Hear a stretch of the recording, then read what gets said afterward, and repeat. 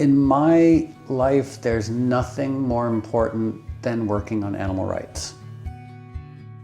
You know, if they love a dog, why not love a cow? If they love a cat, why not love a chicken? But then they torture and kill the cow. They both have two eyes. They both have a central nervous system. They both want to be healthy. They both want to be happy.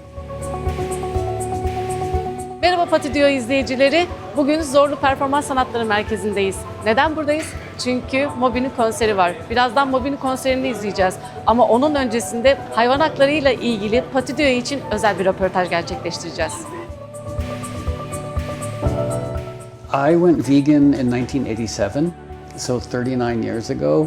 And when I went vegan, it was so strange that no one even knew how to pronounce the word vegan. There's nothing more important than working on animal rights.